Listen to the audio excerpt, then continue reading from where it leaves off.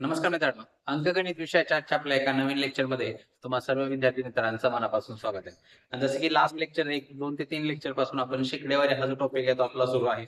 आणि त्यामधलेच मागच्या लेक्चरमध्ये आपण अ, किंमत, खप आणि उत्पन्न या टॉपिकवरचे जे एक्झाम्पल्स आहेत ते आपण बघितले होते. आणि जर तुम्ही एसएससी जीडीची एक्झामची तयारी करत असाल तर त्या पॉइंट वरती हमखास तुम्हाला येणाऱ्या एक्झाम मध्ये 1 ते 2 प्रश्न तर 100% हे विचारले जाऊ शकतात. त्यामुळे महत्वाचा पॉइंट आहे मागील जो बघितला आणि त्याच दृष्टिकोनातून एसएससी जीडी मध्ये त्याच पद्धतीचा एक वेगळ्या दुसरा एक अत्यंत महत्वाचा जो पॉइंट जो विचारला जातो प्रत्येक एक्झाम मध्ये कुठलीही शिफ्ट घ्या तुम्ही त्यामध्ये तुम्हाला या कॅटेगरीचे जे शेकडेवारीवर जेवढे क्वेश्चन्स आपल्याला पडले जातात त्यामध्ये या टॉपिक वरती म्हणजेच पगार खर्च आणि बचत यावरती देखील हमखास एखादा प्रश्न जो आहे तो आपल्याला विचारला जातो. पण लक्षात ठेवा हे नॉर्मल क्वेश्चन्स नाहीत. म्हणजे गुणोत्तर आणि प्रमाण हा जो टॉपिक आहे ह्याच्यामध्ये देखील आपण पगार खर्च बचत या संदर्भातले जे क्वेश्चन्स आहेत ते बघितले होते. आणि त्याच पॉइंट वरती आपल्याला शेकडेवारीमध्ये वरती देखील क्वेश्चन्स हे विचारले जातात. पण जसं तुम्हाला म्हणलं की एसएससी जीडीच्या किंवा एसएससीचा जो पॅटर्न आहे मग ते जीडीची एक्झाम असेल, सीजीएस असेल किंवा एमटीएस एक्झाम असेल, कोणतीही एक्झाम द्या तुम्ही या पॉइंट मध्ये या एक्झाम्स मध्ये तुम्हाला या पॉइंट वरचे वेगळ्या टाईपचे एक्झाम्पल्स जे आहेत जे इन टर्म्स ऑफ पर्सेंटेज जे आपल्याला विचारले जातात. त्यामुळे तुम्ही जर 2024 पेपर काढा किंवा 2500 पेपर काढा त्यामुळे तुम्हाला काही शिफ्ट मध्ये या टाईपचे एक्झाम्पल हमखास हे बघायलाच मिळणार आहे. त्यामुळे आजच्या लेक्चर मध्ये आपण या पॉइंट वरती जे एक्झाम्पल्स आहेत ते आपण आजच्या लेक्चर मध्ये बघणार आहोत. आणि पण जसं तुम्ही बघू किंवा डायरेक्टली समजलं असेल की आजचं जे लेक्चर आहे ते आपण रेकॉर्डेड फॉर्म मध्ये बघणार आहे. काही कारणास्तव आपण आज हे जे लेक्चर आहे ते लाईव्हच्या स्वरूपात घेणार नाही. पण वेगळं पण काहीच नसतं. लक्षात ठेवा जो वेळ जो असतो आपला जो की तुम्हाला कॅल्क्युलेशन साठी वापरणार असतो तो टाइम जो आहे तो ऍज इट इज तुम्हाला बघायला मिळणारच आहे. त्यामुळे प्रत्येक विद्यार्थ्यांना प्रामाणिकपणे काय करायचं व्हिडिओ आल्यानंतर किंवा एखादा एक्झाम्पल तुमच्या स्क्रीनवरती आल्यानंतर ऍज इट इज त्याला पॉज करायचं काही गरज नाही. टाइम तुम्हाला मिळणारच आहे. 30 सेकंड आपण प्रत्येक क्वेश्चनला देणार आहे माझ्याकडून. तुम्ही तो क्वेश्चन कंटिन्यू करायचा आहे आणि आल्यानंतर तुमचं प्रत्येक आन्सर क्वेश्चन जो आहे प्रामाणिकपणे स्वतः सोडवण्याचा प्रयत्न करायचा आहे. आणि नेहमी पद्धतीने रेकॉर्डेड असल्यामुळे कुठल्याही विद्यार्थ्यांना फास्ट फॉरवर्ड करून तर अजिबात बघायचं नाहीये.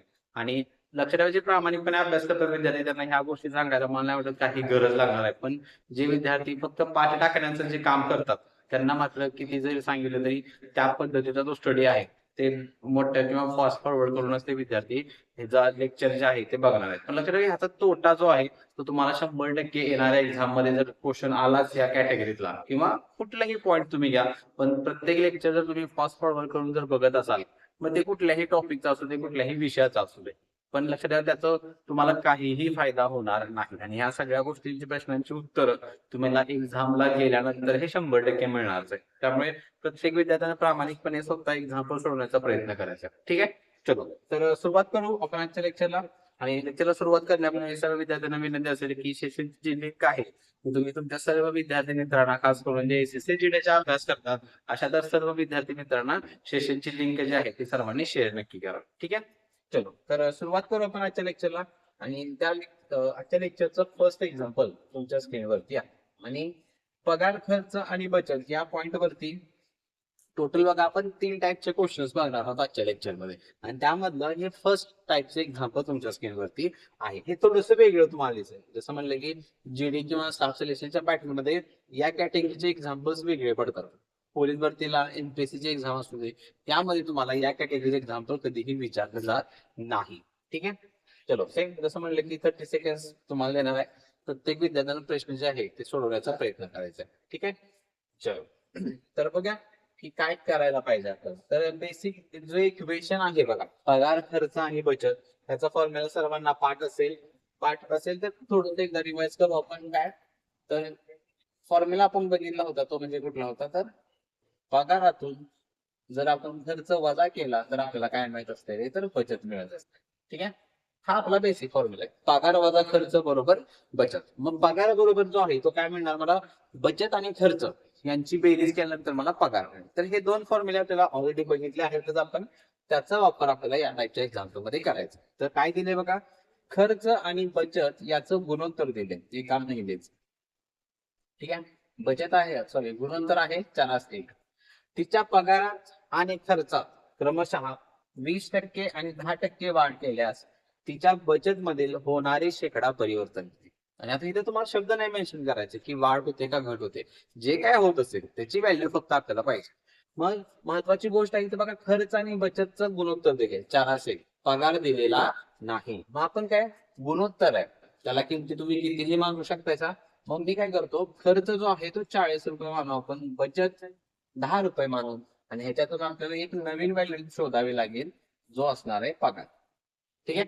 मग फॉर्म्युला जसं आता म्हणलं, पगार बरोबर काय असणार आहे, खर्च अधिक बचत, म्हणजेच 40 आणि 10, 50 रुपये माझा पगार झाला. ठीक आहे. ह्या 3 व्हॅल्यू आपल्याला इनिशियल झाल्या. आता नवीन व्हॅल्यू काढून घेऊया. काय काय बघा, पगारामध्ये मला 20% वाढ करायची आहे. पगार 50 रुपये, ह्या मूळ किमती असा शब्द लिहू आपण, समजायला मदत होईल. आणि आता आपल्याला नवीन व्हॅल्यू शोधायच्या.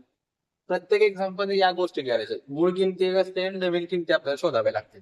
मग बघा, पगारात जर मी 50% 20% वाढ केली, 10% 5 रुपये जाते, म्हणजे 5 आणि 10, 50 आणि 10, 60 रुपये माझा नवीन पगार. खर्चात मला फक्त 10% वाढ करायचं. खर्च बघा 40 रुपये होता, 4 रुपये वाढवा, 44 रुपये माझा नवीन खर्च असेल. मला बचत पण काढायला लागेल ना नवीन मला.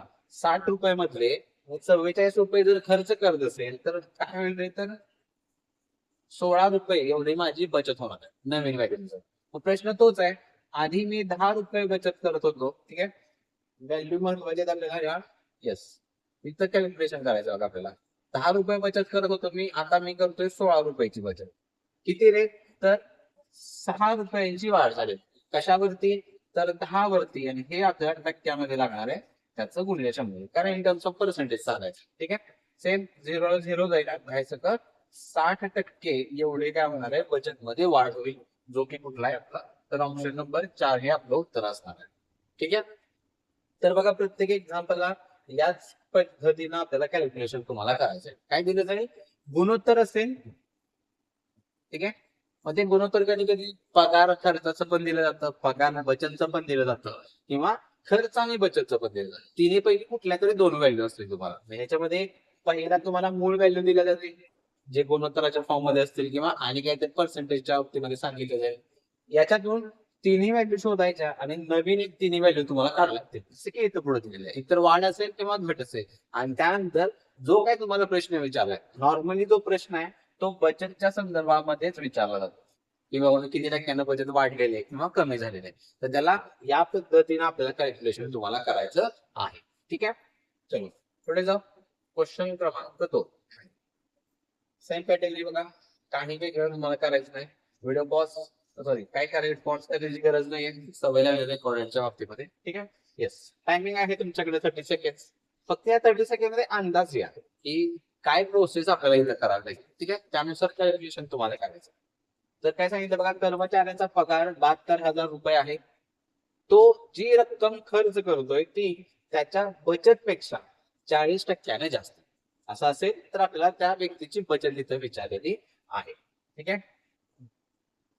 तर इथे बघा, ऍक्च्युअल किंमत, ऍक्च्युअल व्हॅल्यू दिलेलं आहे 72,000 रुपये, पगार तर आहे. ठीक आहे. मग ह्याच्यातून एक तुम्ही 2 व्हॅल्यू काढू शकता. समजा गुणोत्तर जे म्हणजे आता की हे व्हॅल्यू, ही शब्द महत्वाचं बघा, हे वांगी शब्द काय, तो जी रक्कम खर्च करतोय, ठीक आहे, ती त्याच्या बचतपेक्षा 40% जास्त आहे. आता इथं 100 काही करत बसू नका. 40%च्या पूर्णांकात व्हॅल्यू तुम्हाला बऱ्याच वेळा आपल्याला कॅल्क्युलेशन मध्ये गेलेली आहे, जी की किती असणार आहे, 2/5. ठीक आहे. या 2/5चा रेफरन्स नीट समजून घ्या. काय सांगितलं बघा, बचतपेक्षा खर्च जी रक्कम करतोय ती बचतपेक्षा 40% जास्त. म्हणजेच जर तो 5 रुपये जर रक्कम खर्च करत असेल, ठीक आहे, खर्च जी रक्कम करतोय बचतपेक्षा, म्हणजे सॉरी, पेक्षा शब्द ज्याला वापरला असतो तो घ्यायचा. येस, तिथं बघा, पेक्षा शब्द कोणाला वापरल्याने, बचतला वापरले. म्हणजे जर तो 5 रुपयाची बचत करत असेल, ठीक आहे, आणि जास्त असेल तर आपण हाऊस प्लस करत असतोय, म्हणजेच काय, तर तो खर्च किती करणार आहे, तर 5 आणि हे 2 किती रुपये करेल, तर 7 रुपये तो काय करणार आहे, खर्च करणार आहे. झालं. मग या 2 व्हॅल्यू मिळाल्या बघा. बचत 5 रुपये, खर्च 7 रुपये मिळाला. मग गुणोत्तरामध्ये पगार काढून घेऊ. पगार जसं म्हणेल मगाशी इक्वेशन, खर्च अधिक बचत जाणार आहे, 7 5, 12 रुपये तो पगार असेल त्याचा, हे गुणोत्तरामध्ये आलं किंवा ऍक्च्युअल किमतीमध्ये. ठीक आहे. आता खरा पगार मात्र 72,000 रुपये. इक्वेट करा मग, म्हणजेच ह्या 12ची किंमत तुम्हाला किती सांगितलेली आहे ते, तर 72,000. मग 12ला 72,000 रुपये असेल, आपण एकाची काढून घेऊया 5×72 6,000 रुपये. प्रश्न काय तर त्याची बचत किती आहे बघा, इथं 5 आहे. एकाला 6,000 असेल तर बचत किती आहे? 5 आहे, म्हणजे ते किती व्हायला पाहिजे? 6×5 30,000 एवढी त्या व्यक्तीची काय असणार आहे किंवा कर्मचाऱ्याची बचत असणार आहे, जो की कुठला आहे? ऑप्शन नंबर 1 हे आपलं फायनल आन्सर असणार आहे. क्लिअर आहे? तर या पद्धतीने बघा इथे कॅल्क्युलेशन करायचं. इथं 100 वगैरे काही लिहायची गरज नाहीये. डायरेक्टली तुम्ही जे 40% चे दिले ते अपूर्णांकात करून मग त्याच्या पद्धतीने हा जो ही कन्सेप्ट आपण ऑलरेडी शिकलेलो आहे. पेक्षा शब्द ज्याला वापरला असतो त्याला आपण छेदामध्ये किंमत देत असतो. पेक्षा शब्द किंवा जास्त शब्द असेल तर अंश प्लस करत असतो, घट असेल तर अंश मायनस करत. ठीक आहे, सेम पॅटर्न सेम लॉजिक ना आपल्याला हे एक्झाम्पल सोडवायचं आहे. बघूया पुढचा प्रश्न, क्वेश्चन क्रमांक 3. हा बघा मगाच्या सारखा हा प्रश्न दिलाय तुमच्या स्क्रीनवरती. गुणोत्तर दिले खर्च आणि बचतचं. तर काही वेगळं करायचं नाही, सेम प्रोसेस करायला, नंतर नवीन किमती जे आहे ते तुम्हाला शोधायचे आहे. ठीक आहे, चल प्रत्येकाने सोडवण्याचा प्रयत्न करायचा आहे. आणि ह्याच गोष्टी लक्षात ठेवायचं. जसं एसएससी जीडी मध्ये तर आपल्याला हा जो टाईप आहे तो अत्यंत महत्वाचा आहे. प्रत्येक एक्झाम मध्ये किंवा तुमच्या एखाद्या शिफ्ट मध्ये तर हा क्वेश्चन तुम्हाला 100% विचारला जाणारच आहे. ठीक आहे, आणि नंतर बघा पगारात 25% वाढ करायची आणि बचत मध्ये 20% वाढ करायची. आणि खर्चाच्या संदर्भामध्ये आपल्याला फायनल प्रश्न विचारलेला आहे पर्सेंटेजच्या किमतीचा. चलो सुरूया. बघा काय काय होते. तर खर्च आणि बचत गुणोत्तर 3:1 आहे. खर्च आणि बचत 3:1. 3:1 ला नंबर बदलू शकतोय. 3 ला किती दिले तर 30 रुपये करू, बचतला 10 रुपये करू. एक व्हॅल्यू इथं अननोन आहे, तो म्हणजे त्या व्यक्तीचा म्हणजे सुरेशचा पगार. खर्च अधिक बचत मग 30 आणि 10 40 रुपये त्याचा पगार झाला. ह्या किमती जसं मागाशी म्हणलं मूळ किमती असणार आहेत. अजून आपल्याला आता नवीन किमती शोधवा. काय काय नाही बघा, पगार मध्ये 25% वाढ करायची आहे. मग पगार 40 रुपये, 25% 1/4 असते. मग 40 मध्ये 4 तर 4 40 10 रुपये झालं. 10 रुपये वाढवा, 50 रुपये त्याचा पगार बनेल. बचत मध्ये 20% वाढ करा. बचत किती आहे रे? 10 रुपये. 20% 2 रुपये झालं. म्हणजे बचत किती करेल तो? तर 12 रुपये करणार. 50 रुपये मधली 12 रुपये जर तुम्हाला बचत करायची असेल तर खर्च काढायला लागेल. खर्च किती रे? तर 38 रुपये मला खर्च होईल माझा. ठीक आहे, ह्या नवीन व्हॅल्यू. प्रश्न बघा, खर्च शेकडा कितीने वाढणार? मग बघा 30 रुपये खर्च करतो तुम्ही, आता 38 रुपये करतोय, म्हणजेच 8 रुपयाने खर्च वाढला माझा. 30 रुपयापेक्षा टक्क्यात पाहिजे गुणिले 100. 3 ला 3 गेला, 10 80 आणि 80/3. 3 दुनी 6 पूर्णांक मध्ये कन्वर्जन करायचंय. 3 दुनी 6 20 झालं. 20 महिन्यानंतर परत 3 संग 18 2.3 म्हणजेच फायनल आन्सर 26.2/3. ऑप्शन नंबर 3 आपलं उत्तर असलं पाहिजे. क्लिअर आहे? तर साधा सिंपल एक्झाम्पल ज्याच्यामध्ये तुम्हाला सर मागचीच प्रोसेस ऍज इट इज तुम्हाला इथं करायचं आहे. खर्च बचत दिले, पगार शोधायचा आणि नवीन किमती काढायचे. ठीक आहे, चलो पुढे जाऊ. पुढचा क्वेश्चन बघा, क्वेश्चन क्रमांक 4. तर बघा इथं आता जे काही खर्च बचत जी मूळ रक्कम आहे ती तुम्हाला फक्त इन टर्म्स ऑफ पर्सेंटेज सांगितलेलं आहे, इथं गुणोत्तर दिलेलं नाही. मग ह्याचा आता कशा पद्धतीने कॅल्क्युलेशनचा वापर करायचा आहे ते तुम्हाला नीट समजून घ्यायचं आहे इथं. ठीक आहे, चलो बघा. आणि टक्क्याची व्हॅल्यू खूप महत्वाची आहे, लक्षात ठेवा. 66.203%. मग 100 वापरायचं का अपूर्णांकाचा वापर करायचा हे क्लिक झाला असेलच तुम्हाला. ठीक, कारण आपण ह्या संदर्भामध्ये पण आपण डिटेलमध्ये बऱ्याच वेळा चर्चा देखील केलेली आहे की पॉईंट मध्ये ज्या व्हॅल्यू असतील तर अशा वेळी 100% कॅल्क्युलेशन अजिबात करायचं नाही. आणि हे 66.203% जे आहे म्हणजेच हे 66.66% लक्षात ठेवा. आणि ह्याची अपूर्णांकातली व्हॅल्यू तुम्हाला पाठ असलीच पाहिजे, जी की असते 203.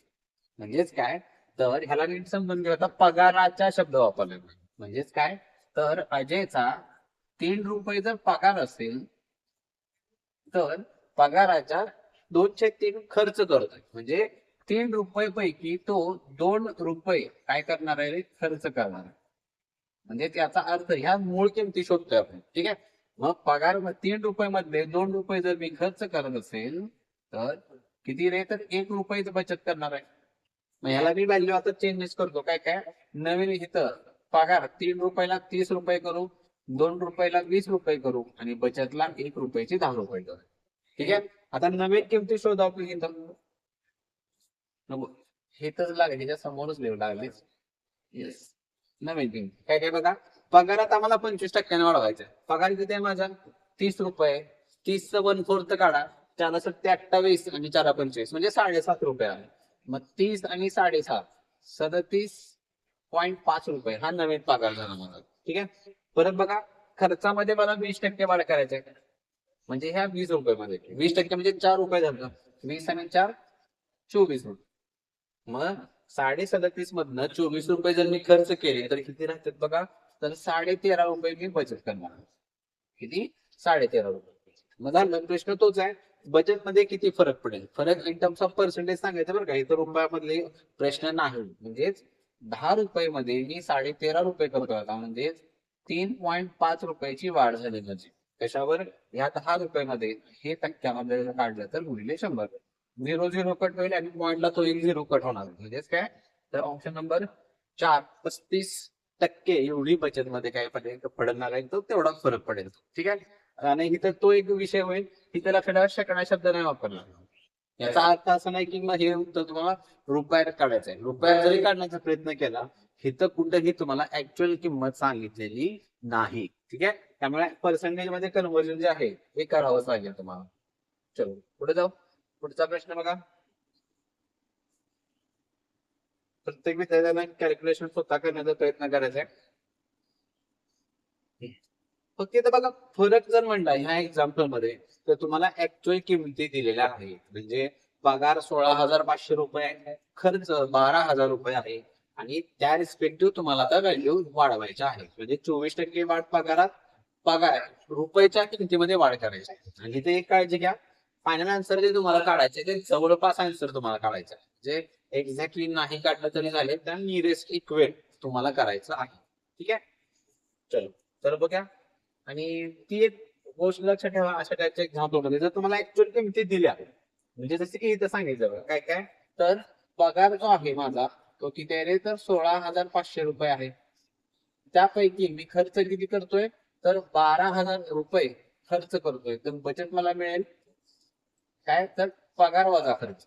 ठीक आहे. 16,500 मधनं 12,000 घालवले आपण, तर 4,500 रुपयाची मी बचत करेन. ठीक आहे. मग पुढे काय सांगितलं, आता जे काय वाढ वगैरे करायचं लक्षात ठेवा, इथं आता पर्सेंटेजचा वापर तुम्ही नाही करू शकत, कारण ऍक्च्युअली किमती दिलेल्या आहेत.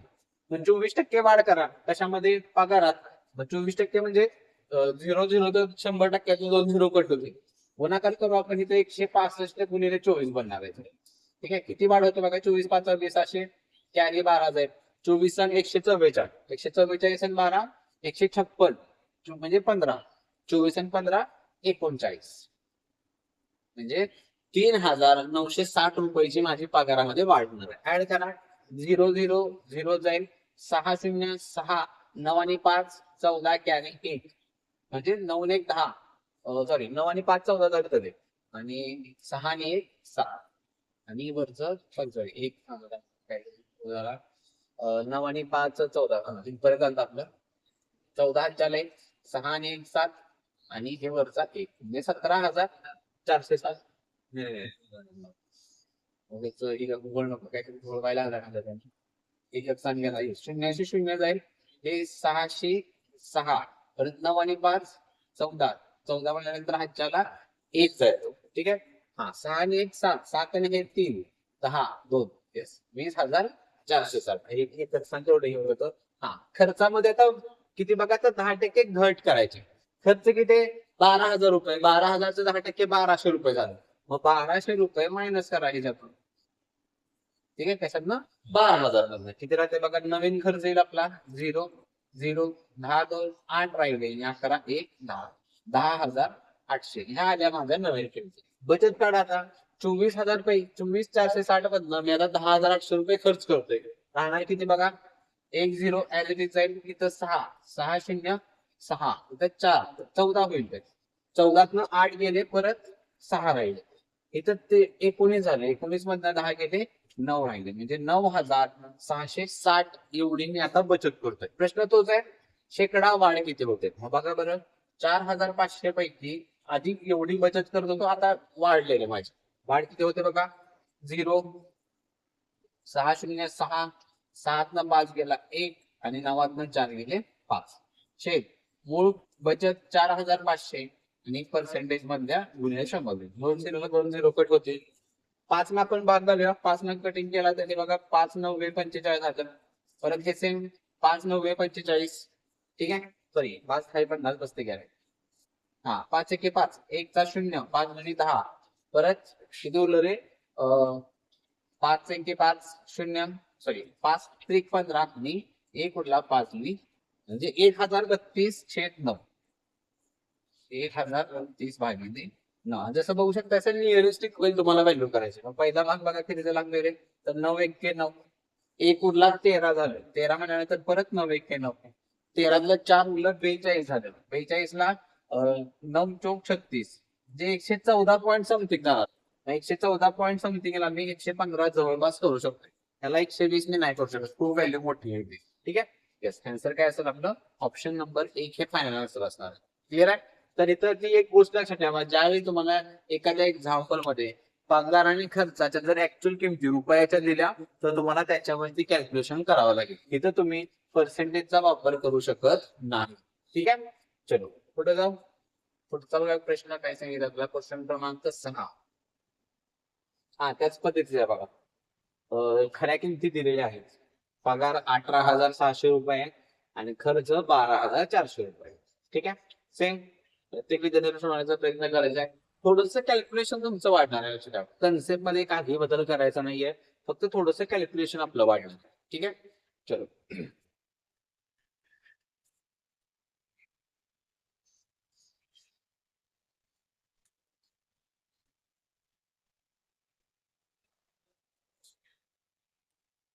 Yes, 30 second. आय होप प्रत्येक विद्यार्थी स्वतः सोडवण्याचा प्रयत्न करत असेल. प्रामाणिक राहायचं थोडस आपल्या अभ्यासाच्या बाबतीमध्ये. चलो, काय त्यातला पहिला बघा किती आहे आपला? 18,600 रुपये. खर्च किती करतोय? तर 12,400 रुपये. मग बचत एक काढून घ्यावी लागेल आपल्याला. बचत बघा किती होणार आहे? 00 ते 00 ऍड जातील. 6 मधनं 4 गेले 2 राहिले. 18 12 गेले 6, म्हणजे 6,200 रुपयाची मी बचत करेल. आता नवीन व्हॅल्यू काढून घेऊया. या माझ्या मूळ किमती झाल्या. आता काढून घेऊया नवीन किमती. पगारामध्ये बघा 15% वाढ करायची माझी. ठीक आहे, आणि खर्च 8%. मग आता इथं 10% तर माझं किती जाते? तर 1860 जाते. बरोबर, 1860 आणि वरचं 5% म्हणजे ह्या 1860च्या निम्मा जो की किती असणार आहे? 930 रुपये. मग टोटल वाढ किती जाईल बघा? 60 आणि 30 90, 18 आणि 9 27. 2790 ऍड करा पगारामध्ये. 2790 रुपये माझे पगारामध्ये ऍड होते. मग नवीन पगार येईल माझा जो की बघा 0 9 7 आणि 6 13 1 10 आणि 11 1 2, म्हणजे 21,390 रुपये नवीन पगार झाला. खर्चात मात्र फक्त 8% काय करायचे? वाढ करायचे. बघा 8% म्हणजे खर्चाच्या बाबतीमध्ये इथं येईल व्हॅल्यू ते 8%. 1% 124 झालं. 2 0 कट होतो माझे. 124 ची 8 कट म्हणजे किती जाते बघा? 8 चोक 32, कॅरी 3 3 महिन्यानंतर 8 2 16, 16 आणि 3 19, 1 8 1 कॅन आणि 1 9. 992 रुपये वाढणार आहेत माझे. ऍड करा 992 रुपये. खर्च किती जाईल बघा? 2 2 9 9 आणि 4 13 1 3 आणि 1. 10 2 गेले 8 राहिले. इथं परत 1 ह्याच्या तिकडे ढकललेला होता, म्हणजे 19 18 होणार आहे. 18 9 गेले 9 राहिले. परत से 1 ह्याच्या इकडे गेला 12, 12 3 गेले किती उरले? 9 उरले. आणि 1 ह्याच्या इकडे 20 आणि 20 मधनं इथलं एक मिनिट. हा 20 मधनं आपले हे टोटल आता 13 कॅन्सल होईल बघा इथं. ठीक आहे, आणि 20 मधनं 13 जर कॅन्सल केले आपण, 20 मधनं 13 गेल्यानंतर किती? तर 7 राहणार आहे. येस, म्हणजे जी बचत जी आहे आपली ती किती असणार आहे? 7,998 रुपये. वाढ बघा तर हे 8 8 9 9, परत 9 मधनं 2 गेले 7 आणि 7 1 गेला 1, म्हणजे 1798. ठीक आहे, एवढी वाढ होईल. छेद 6,200 आणि पर्सेंटेजचं मूल्य 100. 2 0 कट होतील. आता इथे एक सांगचं बघा, इथं 2 आहे. 2चं मला 8 करायचं. 2चा 8 कधी होतं? तर 92 18 जाणार आहे. मग ऑप्शन नंबर एकच आहे ऑप्शन तुमच्याकडं, ज्याच्या एकच स्थानी 9 आहे. कारण 62 आणि 29चा जर गुणाकार केला तरच माझं 1 आणि 8 येणार आहे. त्यामुळे आन्सर काय असेल आपलं 29% ही आपलं काय असेल रे फायनल आन्सर असणार आहे. ठीक आहे.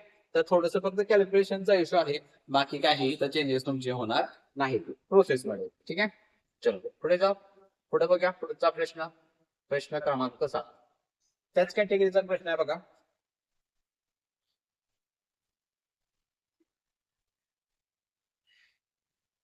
इथं बघा फक्त आता जे पहिली व्हॅल्यू जी आहे ती इन टर्म्स ऑफ जे आहे ती टक्केवारी सांगितली. म्हणजे पगाराच्या 80% रक्कम खर्च करतोय तो. मग यातनं तुम्हाला त्याचा खर्च काढायला लागेल, बचत काढायला लागेल आणि त्यानुसार पुढच्या नवीन किमती जे आहे ते शोधायचे. ठीक आहे. चलो तर सोडवायला घेऊ आपण. तर प्रश्न काय होता तो वाक्य महत्वाचं बघा. राजू त्याच्या पगाराच्या 80% रक्कम खर्च करतो. ठीक आहे. मग 3 शब्द आपले तर असणार आहे ते पगार, खर्च आणि बचत. मग पहिलं वाक्य काय पगाराच्या 80%. मग 80%ला इथे एक तर अपूर्णांकात करू शकतो किंवा 100. त्याला आपण पुढं वाढ आहे ना त्यामुळे नियरेस्ट इक्वल करण्याऐवजी इनिशियल व्हॅल्यूज आपण 100 मधल्या म्हणजे जर पगार जर त्याचा 100 रुपये असेल, पगाराच्या 80% 80 रुपये खर्च करेल व बचत किती तर 20 रुपयाची बचत करणार आहे. ठीक आहे. साधे सिंपल व्हॅल्यू ह्या मूळ किमती येतील माझ्या. मला आता नवीन किमती शोधायच्या आहेत. ठीक आहे. पगारात 20% वाढ करायची आहे. 100 रुपयाचा 20% वाढवलं तर 120 रुपये झाले. खर्चात 10% करायचे. 8 रुपये वाढवा. 88 रुपये त्याचा आता नवीन खर्च येणार आहे. बचत कितीने वाढते बघा. 88 ला 12 द्या 100 झालं. 20 आणि 12 32 रुपये तो आता काय रे बचत करेल. मग बघा किती वाढलं. 20 रुपयाचं 32 रुपये झालं. किती रे तर 12 रुपयाची वाढ झाली. 20 रुपये वरती टक्क्यात काय लागणार आहे गुणिले 100. ठीक आहे. 20 न कटिंग वर आहे हे 20 त्रिक 60 आणि 12 त्रिक 20 त्रिक 60 म्हणतोय. 20 पाचा 100 आणि 12 पंचे 60% एवढी त्याची बचत वाढेल. जो की बघा येस ऑप्शन नंबर 4 आपलं उत्तर असलं पाहिजे. क्लिअर आहे. सिंपल एक्झाम्पल कॅल्क्युलेशन पण इझी होणार आहे. व्हॅल्यूज एकदम सोप्या होत आहेत. ठीक आहे. चलो पुढचा क्वेश्चन बघा सेम त्याच कॅटेगरीचा आहे. पगाराच्या 35% रक्कम बचत करतो. मला त्यानुसार तुमच्या नवीन व्हॅल्यू येते. त्याच्याकडे एकदम बचत करतो सांगितले खर्च नाही. 35% रक्कम बचत करतोय. ठीक आहे. मग त्यानुसार तुम्हाला माहिती व्हॅल्यू शोधायचे त्याच्या मूळ किमती पगार खर्च आणि बचतच्या. बघा कोण कोण विद्यार्थी सोडवते.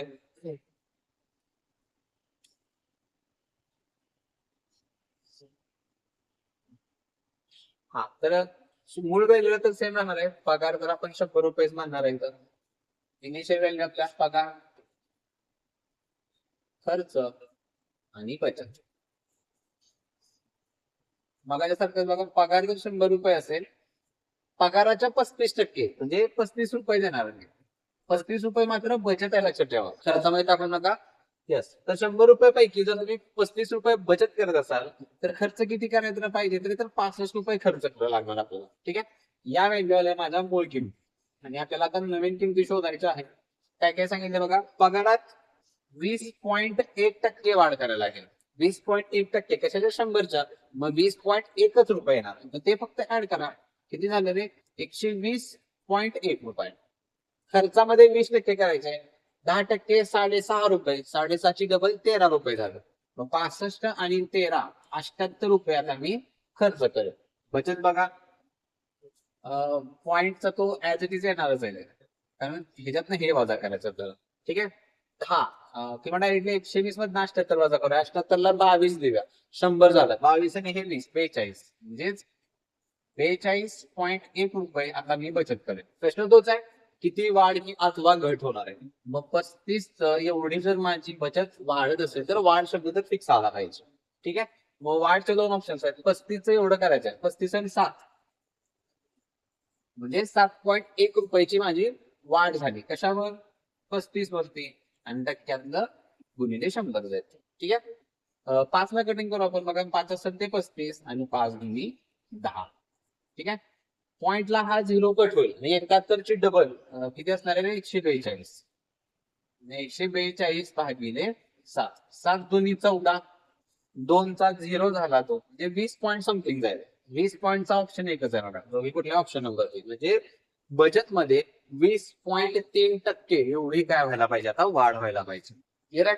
तर इथं फक्त हे पॉईंटचं कॅल्क्युलेशन येते बघा, वेगळं जर म्हटलं या एक्झाम्पल मध्ये. पण जसं नेहमी म्हणतोय, जर तुमचं बेसिक कॅल्क्युलेशन जर चांगलं असेल, मग ते पॉईंटचा दशांश चिन्हाचा अपूर्णांक असेल, पॉईंटचा गुणाकार असेल, घर कुठं वाढवायचं, कुठं कमी होतं, या सगळ्या बेसिक गोष्टी. किंवा इथं बघा 2चा 0 येणार आहे, बरेच विद्यार्थी तर 2 डायरेक्टली करतात, 0 द्यायलाच विसरतात पहारामध्ये. त्यामुळे या गोष्टी आपल्याला एरर अजिबात तुमच्या कॅल्क्युलेशन मध्ये येता कामा नये. कारण ती जर गोष्ट येत असेल तर लक्षात ठेवा, विनाकारण आपला हातचा जो काही क्वेश्चन्स असतात त्यामध्ये आपले तुमचे जे मार्क्स आहेत ते जाण्याची दाट शक्यता असते. ठीक आहे, चलो पुढचा प्रश्न बघा. थोडासा वेगळा प्रश्न आहे, एक्झाम्पल नीट वाचा आणि त्यानंतर सोडवण्याचा प्रयत्न करायचा. ठीक आहे.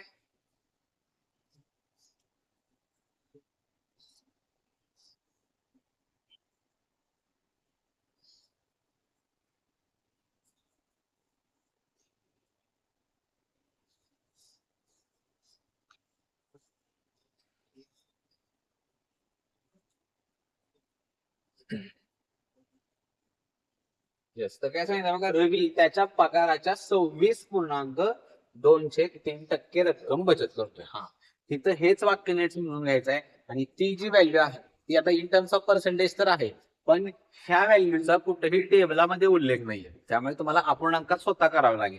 कसं होणार बघा, 26 ते 78, 78ला ते वरचं 2 दिलं, अपूर्णांकात करू आधी आपण त्याला 80/3%. ठीक आहे, अपूर्णांकात. टक्क्याचा चिन्हाचा अर्थ काय असतो, तर छेद 100, म्हणजे हे बनणार आहे 80/3 भागिले 100. हे 100 ह्या 3 ला येणार आहे, आणि आल्यानंतर 0 100 ना 20 न डायरेक्टली रिटर्न करा. 20/80 5 100, आणि हे 5×15, म्हणजे अपूर्णांकात किती बनेल रे, 4/15. ह्याचा वापर आपल्याला मूळ किमती काढायचा आहे. म्हणजे अर्थ काय, जर त्याचा पगार जर 15 रुपये असेल तर 15 रुपये मधले तो 4 रुपये काय करणार आहे, आता खर्च करणार. ठीक आहे, सॉरी शब्द बचत वापरलाय, त्यामुळे 4 रुपये तो काय करेल, आता बचत करेल. म्हणजे 15 रुपये मध्ये जर 4 रुपये बचत करत असेल तर मला खर्च काढून घ्यावा लागेल. किती असेल, तर 11 रुपयांचा तो खर्च करेल. ठीक आहे, मी या पद्धतीने तुमच्या इनिशियल व्हॅल्यू येते. महत्वाचं हे आहे की ते जे 26/203 आहे टक्क्यातलं पूर्णांक त्याला तुम्हाला अपूर्णांकात करावं लागेल, जे असते 4/15. ठीक आहे, पुढे येऊ आपण. आता खर्चामध्ये फक्त 20% वाढ करायची आहे. खर्च किती होता रे, तर 11 रुपये होता. नवीन खर्च इकडे काढून घ्या. 10% 1.1, 20% 2.2 होणार आहे. 1.1 ची डबल 2.2, 2 मिळवा, 11 आणि 2 13 झालं, म्हणजे 13.2 रुपये एवढा तो आता नवीन खर्च करेल. काय 20% वाढवल्यास 4,080 रुपयाची बचत करतोय. लक्षात ठेवा, पगार तुमचा सेम राहिला, इथं पगार वाढवायचा नाही. 15 रुपयाचा 15 रुपयेच ठेवा. मग 15 रुपये मधनं हा खर्च मायनस करा, इथं तुम्हाला त्या बचतची व्हॅल्यू मिळेल. नवीन बचत किती राहते बघा, तर ह्या 0.8 देऊया ना. 0.8 दिलं तर 14 झालं, ते चाली वरचा 1 म्हणजे 1.8 ची बचत करेल बघा. मला आता तेच इक्वेट करा फक्त. काय तर इक्वेशनचं इथं लिहूया आपण. 1.8 ची किंमत किती सांगितली आपल्याला, 4,080 रुपये. प्रश्न आहे मला बचतीचा पगार किती. पगार सेमच आहे ना, 15 ची व्हॅल्यू तुम्हाला शोधायची. ठीक आहे, 15 गुणिले 4,080 आणि हे भागिले 1.8 होणार आहे. तो 0 आधीच बॅलन्स करू आपण. इथं 0 टाकायचा आहे, छेदामध्ये होणार आहे 18. 18 ने कटिंग करू, 18 दुनी 36. ठीक आहे, 36 म्हणल्यानंतर 4 होईल 48 झालं. 48 ला परत सेम 18 दुनी 36 चाच भागा लागेल, कारण 18 दुनी 64 जाते. 36 म्हणल्यानंतर परत 6 उरलं. 6 म्हणल्यानंतर परत किती होणार आहे, सॉरी 48 उरलेलं. ठीक आहे, 48 मधनं आपण किती वजा केलं तरी 36, म्हणजे 12 उरेल. 12 इथपर्यंत आलं 120. 18 सम किती होणार आहे, अष्टोदर्श. आणि अष्टोदर्श म्हणल्यानंतर परत 12 उरलं, परत 120 झालं, आणि हे कंटिन्यू वाढत जाते. म्हणजे 18 नंतर कटिंग होत नाहीये तिथं. थांबा, इथं 18 भागच नको घालवायला आपण, कारण पूर्ण भाग जात नव्हता. ठीक आहे, येस. तिरकस होता आपला 15 गुणिले 4,080 वरचा 1 0 आणि छेदामध्ये 18 होतं ते. ठीक आहे, 6 न कटिंग करूया मग आपण. 6 3 18 होणार आहे. हे 6 6 36 आणि 6 8 48, 2 0. 3 ह्याला कटिंग करू आपण, 5 3 15. आणि फायनली जो गुणाकार आहे आपला काय काय, 6,800 गुणिले 5. डबल 0 8 45 कॅरी 4 5×5 30 आणि 4 34. येस. तर काय असणार आहे, जो पगार आहे तो कुठला असेल 34,000 रुपये, जो की कुठला आहे ऑप्शन नंबर 3 आपलं उत्तर असणार आहे. ठीक आहे. तर हे महत्वाचं बघा, ही व्हॅल्यू आहे या एक्झाम्पल मध्ये. जर ही व्हॅल्यू तुम्हाला नीट काढायला नाही जमली किंवा काय एरर आला तर तुमचं हे एक्झाम्पल सुटणं थोडंसं अवघड होणार आहे. त्यामुळे प्रोसेस नीट समजून घ्या की त्या अपूर्णांकाचं जे काही व्हॅल्यू असतात आपल्याला त्याला टक्क्याचा अपूर्णांकामध्ये कशामध्ये रूपांतर करायचं. ठीक आहे. चलो पुढे जाऊ. आणि जसं तुम्हाला म्हटलं की बघा, पगार खर्च बचत मध्ये टोटल 3 टाईपचे एक्झाम्पल्स आपल्याला विचारले जातात. ठीक आहे. त्यामध्ये एक लास्ट एक्झाम्पल या पॅटर्न मधलं आपण बघूया. सॉरी, येस, त्याच कॅटेगरीचा आहे. लास्ट एक्झाम्पल बघा आणि त्यानंतर नवीन टाईपचे एक्झाम्पल्स आपण बघणार आहोत. ठीक आहे. तर काय सांगितलं बघा इथं, सॉरी स्टॉप पॉज लायला लावायचा, थोडासा वेळ हे करू आपण. पगाराच्या 75% रक्कम खर्च करतो. ठीक आहे. हे वाक्य महत्वाचं आहे. मगाशी आपण या कॅटेगरीचे एक्झाम्पल देखील बघितले आहे. बाकी चेंज काय करायचं नाही एक्झाम्पलला. ठीक आहे. बाकी सगळं सेम राहणार आहे. नवीन व्हॅल्यू तुम्हाला काढून घ्यायचे आहेत आणि त्यानंतर शेकडा परिवर्तन किती होणार आहे ते. ठीक आहे. चलो तर सोडवायला घेऊ आपण. मेन आन्सर जे आहे ते कंटिन्यू करायचं आहे. चलो तर बघा, पहिलंच वाक्य, पगाराच्या 75% खर्च करतो. 3 व्हॅल्यू आपण काढून घेणार आहे. पहिला असेल माझा पगार, खर्च आणि बचत. म्हणजे पगार जर 100 रुपये असेल, 75% म्हणजे 75 रुपये खर्च करेल तो आणि 25 रुपये मात्र तेवढीच बचत करेल. ठीक आहे. आणि ह्या झाल्या माझ्या मूळ किमती. नवीन व्हॅल्यू काढून घेऊ आपण आता. काय काय होणार बघा, पगारात 15% वाढ करायची. 100 मध्ये वाढवा, मग किती बनेल 115 रुपये. खर्चात 10% म्हणजे 7.5 रुपये झाले. 75 ला 7 द्या म्हणजे 82.5 रुपये. बचत बघा, 82.5 ला वरचं 0.5 द्या, 83 झालं. 83 ते वरचं 17, 17 आणि 15 32 म्हणजे 32.5 रुपये माझी बचत बनेल. मग बघा किती वाढलं रे, 25 वरती 32.5 रुपये करायचंय म्हणजे 25 ला 7 द्या म्हणजे 7.5 रुपयाची वाढ होईल. कशावर, 25 रुपये वरती. टक्क्यातलं गुणिले 100 झालं. ठीक आहे. 25 न कट करू आपण, 25 चोक 100, 7.5ची डबल, 7.5ची दुप्पट 15, 15ची परत डबल 30% असते. पण इथं एक्झॅक्टली नाही, पॉईंट मध्ये थोडस हे झालेलं बघा. 30% आपलं उत्तर यायला लागलेलं आहे. तर एकदा फक्त कॅल्क्युलेशन एकदा चेक करू, जेणेकरून ऑप्शन्स काही हे असतील तर आपण त्यांना इग्नोर करा डायरेक्टली. येस, इथला डिफरन्स 0.5 दिलं तर 83, 83 ला ते वरचं 17 दिलं आपण तर 100 झालं. आणि ते 17, 17 आणि हे 15, 17 आणि 15 बरोबर 32. मग 25 7, 7.5 रुपयाची वाढ होईल. कशावर, 25 वरती. 25 चौक 100 आणि 7.5ची 15 नाही. येस, उत्तर किती पाहिजे तर 30% उत्तर असलं पाहिजे. ऑप्शन्स थोडेसे इथे इग्नोर करा. ठीक आहे. किती टक्के, येस, हा घोळ झाला बघा. इथं खर्चामध्ये 10% घट करायची. तो प्रश्नच नाही वाटत असला मी. चलो इथं करेक्शन करू आपण. घट केल्यानंतर म्हणजे 7.5 रुपयाची घट होणार आहे ते. ठीक आहे. 75 मधलं 7 मायनस करा, 68 राहील. 68 परत वरचं 0.5 मायनस केलं तर 67.5 रुपये राहते. ठीक आहे. ऑब्विसली बचत अजून वाढणार आहे आपली. 0.5 दिव्या 68 झालं आहे. 68 ला 32 देऊ, 32 आणि 15 47 म्हणजे 47.5 एवढी माझी बचत मध्ये. 25 ते 47 म्हणजे 22.5 रुपयाची वाढ झाली. कशावर, 25 वरती आणि हे पर्सेंटेज मधलं गुणिले 100 बनवलं. मग हे पहिलं असेल मग सारखं जाईल 25 चौक 100, 22 चौपट 88, वरचं 5 चौक 20, 2. येस, जे 88 आणि 2 90 म्हणजे ऑप्शन नंबर 1 हे तुमचं उत्तर असणार. ठीक आहे. तर तो शब्द नीट वाचला नाही बघा. डायरेक्ट 10% घट करायचे, मी वाढ केली होती. ठीक आहे. त्यामुळे आन्सर आपलं काय वेगळं आलं. तर आन्सर असेल किती, 90% हे आपलं फायनल आन्सर असणार. ठीक आहे. चलो पुढे जाऊया. हा, जसं तर मागाशी म्हटलं बघा की ह्या शेकडा वाढ आणि घट मध्ये ह्या एक नवीन टाईपचं किंवा नवीन टाईप नाही, नॉर्मलीच बऱ्याच ठिकाणी हा टाईप आपल्याला तुम्ही एक्झाम्पल देखील बघितलं असेल तर हे दुसऱ्या टाईपचं एक्झाम्पल आपल्याला विचारलं जातं. म्हणजे की पगार खर्च बचत या पॉईंट वरती डिपेंड आहे. ठीक आहे. तर माहित असेल की कशा पद्धतीने सोडवायचं. त्यामुळे हे फर्स्ट एक्झाम्पल या टाईपचं मी डायरेक्ट सोडवायला घेतो. येस, तर काय सांगितलं बघा, पगाराच्या 30% रक्कम किराणा मालावर तो खर्च करतो. त्यानंतर यामध्ये पण 2 टाईप असतात. एक म्हणजे जो काय खर्च दिला जातो तो डायरेक्टली आपण 100 मधून मायनस करत जातो. ठीक आहे. पण ज्यावेळी तिथं शिल्लक रकमेचा जर शब्द आला तर थोडस कॅल्क्युलेशन आपलं वेगळ्या पद्धतीनं जातात. मग ते कसं जातं बघा, इथं तर सेम असतो आपल्याला 100% आपण काय मानत असतो, त्या व्यक्तीचा पगार मानत असतो. ठीक आहे, किती 100%. मग ह्या 100%वरती परत शिल्लक रक्कम जी आहे, पहिला जो काही खर्च आहे तो ऍज इट इज राहणार आहे. काय तर किराणा मालावरती किती रे तो खर्च करणार आहे, तर 30% रक्कम खर्च करणार. ठीक आहे, तिथं काहीही चेंज करायचा नाही, हे 30% सेम राहणार माझं. पण इथून पुढचा जो काही खर्च आहे तो इथं बदलायचा आहे मला, शिल्लक रकमेचा शब्द सांगितलेला आहे. मग 100 पैकी जर 30% खर्च झाले तर शिल्लक रक्कम किती राहील, 70% शिल्लक राहणार आहे, ती इथं साईडला येणार.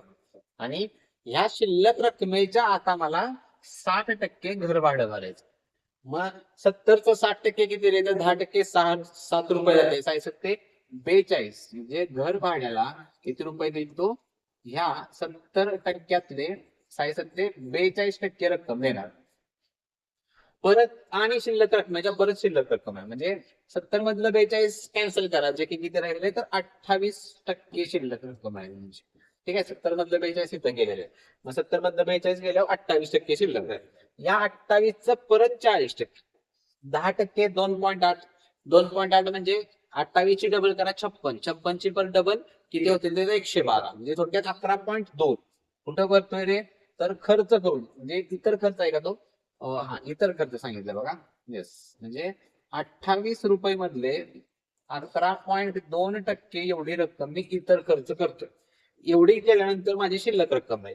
मग 28 मधली 11.2 मायनस करा, 0.8 द्या याला, किती 0.8 दिलं तर 12 रुपये झालं.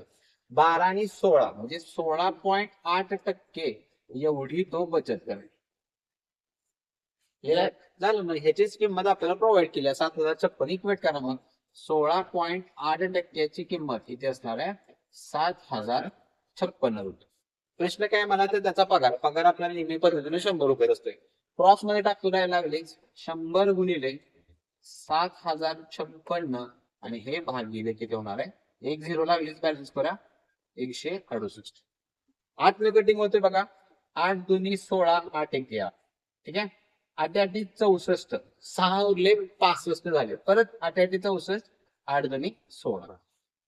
मग बघा 21 न परत कटिंग व्हायला, 21 चौक 84, 4 उरलं, 21 दुनी 42.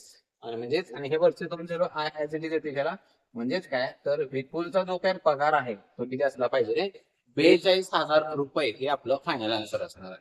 क्लिअर आहे. तर या पद्धतीनं तुम्ही अशा पद्धतीचे एक्झाम्पल सॉल्व्ह करायचं आहे. महत्वाचं आहे लक्षात ठेवा, अशा एक्झाम्पल मध्ये जर हा शिल्लक रकमेचा जर शब्द आला तर शिल्लक रक्कम तुम्हाला साईडला काढून घ्यावी लागेल आणि त्या रिस्पेक्टिव्ह कॅल्क्युलेशन तुमचं होणार आहे. ठीक आहे, आणि या टाइप मध्ये हेच एक्झाम्पल आहेत. अशा टाइपचे एक्झाम्पल थोडस अवघड वाटतं विद्यार्थ्यांना, कारण ही शिल्लक रकमेचा जर विषय कळत नाही ना. नॉर्मली विद्यार्थी मग ते 100 मधनं सगळी वजाबाकी केली जाते, पण जर शिल्लक शब्द नसेल तर तुम्ही 100% त्यावेळी अशा पद्धतीने कॅल्क्युलेशन करू शकता. ठीक आहे, पण काही हरकत नाही, लक्षात ठेवा त्या टाइपचं एक्झाम्पल देखील तुम्हाला बघायला मिळेल. माझ्यामध्ये ते हेच एक्झाम्पल आहे. ठीक आहे, जे म्हणलेलं काय नाही की ज्या शिल्लक शब्द नसेल तर जो काही खर्च असतो तो त्याच्या पगारामधूनच होत जातो, त्या कॅटेगरीचं हे एक्झाम्पल आहे. तर पहिला खर्च बघा 10% आहे, दुसरा पण 10% आहे, परत 20%, 15% एवढा सगळा खर्च आहे. आणि पगार एक दिलाय 30,000 रुपये, मात्र इथं बचत तुम्हाला विचारले. सिंपल एक्झाम्पल आहे, काहीही वेगळं कॅल्क्युलेशन करू नका, सिंपल प्रमाणे सोडवण्याचा प्रयत्न करायचा. ठीक आहे,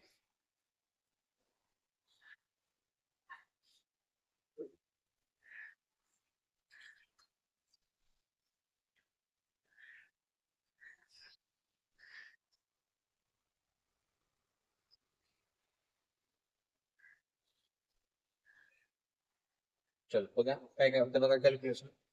विशेष तर काय नाही, किंवा तुम्ही हे खर्च नाही लिहून घेतले तरी चालतील, लक्षात ठेवा. ठीक आहे, काय तर पगार आपला नेहमी पद्धतीने 100% जाणार आहे. डायरेक्टली काय करू आपण, एकूण खर्च लिहून बसा. ठीक आहे, सगळा बाकीचा काही वेळ त्यामध्ये हे करायचं तसं नको, आपण डायरेक्टली एकूण खर्चाची टोटल रक्कम लिहून घेऊ. किती खर्च होते बघा, 10 आणि 10 20, 20 आणि 20 40, 40 आणि 15 45% एवढा मी खर्च करतोय टोटल. आणि सगळा जो काय खर्च आहे तो कधी लिहून घ्यायचा, जर फायनल प्रश्न नीट बघायचा. फायनल प्रश्न जर तुम्हाला कुठल्या तरी खर्चावरची जर रक्कम विचारली असेल तर नोट करू शकता, अन्यथा काय गरज नाही. मग ₹100 मधले 45% जर मी खर्च करत असेल तर बचत किती करेल तर 55% बचत करणार. ठीक आहे, झालं. मग पगार मला दिलाय ₹30,000 म्हणजे ती असणार आहे 100% किंमत. 100% जर हे असेल मला बचत पाहिजे किती तर 55% किंमत पाहिजे. ठीक आहे, क्रॉस टॉक या 100% किंमत किती होते आपली ₹30,000. 2 झिरो कट होतील, एकाची किंमत 300 बनणार आहे. 55 पाहिजे म्हणजे 55 कितपट करा फक्त. 55 गुणिले 300 बनेल. 55 तिप्पट 165 असते आणि 165 वरती ते 2 झिरो जाते म्हणजे ₹16,500 जो की कुठला आहे आपला बघा ऑप्शन नंबर 3 उत्तर असणार. ठीक आहे, साधे सिंपल कॅल्क्युलेशन इथे कारण शिल्लक शब्द नव्हता त्यामुळे शिल्लक शब्द जर नसेल तर एकदम इझी कॅल्क्युलेशन होतं आणि अशा टाईपचे एक्झाम्पल्स तुम्हाला पोलीस भरतीला काही हमखास विचारले असं जातात. लक्षात घ्या शेकडेवारी टॉपिकवर जिथं शिल्लक शब्द नसेल. जर शिल्लक शब्द असेल तर तुम्हाला जसं माझं कॅल्क्युलेशन केलं त्या पद्धतीने कॅल्क्युलेशन करावं लागतं आणि या टाईप मध्ये हे दोनच प्रकारचे एक्झाम्पल्स तुम्हाला विचारले जातात. ठीक आहे, शिल्लक शब्द असेल किंवा नसेल बाकी काही विशेष नसतं अशा टाईपचे एक्झाम्पल. चला इथं पण बघा तो त्याच कॅटेगरीचा एक्झाम्पल आहे जिथं शिल्लक शब्द कुठेही वापरलाय पण तो 2 झाल्यानंतर वापरलाय. ठीक आहे, त्यामुळे ते कॅल्क्युलेशन फक्त नेट करा. 60%, 20% आणि परत शिल्लक रकमेच्या 80%. आणि बचत दिल्याने पगार विचारला बाकी काही विशेष नाही एक्झाम्पल मध्ये.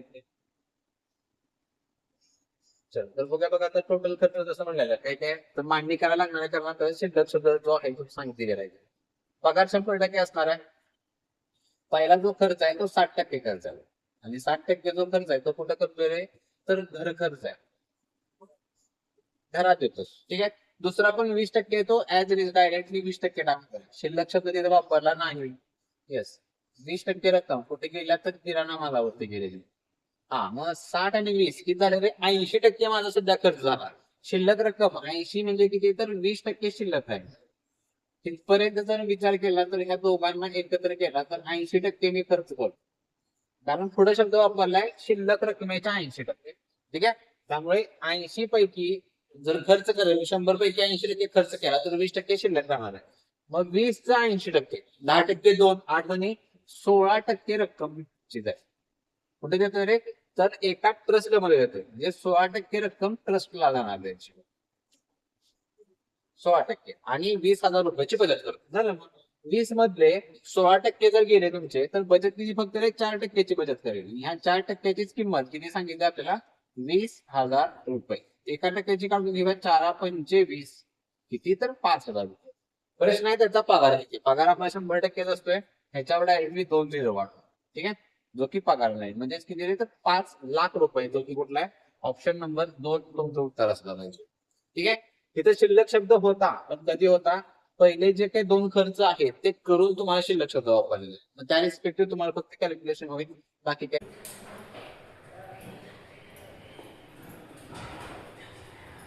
येस, पुढचं एक्झाम्पल बघा क्वेश्चन क्रमांक 15.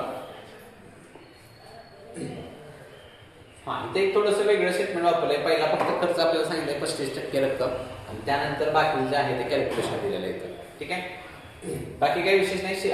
महत्वाचं शिल्लक रकमेचे शब्द वापरलेला आहे त्यानुसार तुम्हाला कॅल्क्युलेशन जे आहे ते करायचं. ठीक आहे,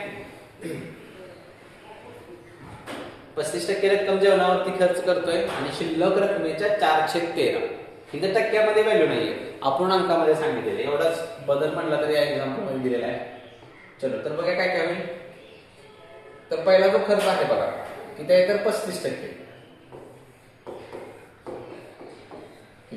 परत आहे शिल्लक रकमेच्या मग 100 मधनं जर 35 गेले आपले तर किती तर 65% रक्कम माझी शिल्लक राहणार आणि ह्या 65चा कितवा भाग तर 4/13. मग 65चा 4/13 भाग आपण इथं साईडला काढून घेऊया जो किती जाते बघा हे 13×5 = 65 आणि 5×4 = 20 म्हणजे 20% रक्कम येणार आहे की तो कुठं खर्च करतोय तर प्रवासासाठी खर्च करतोय.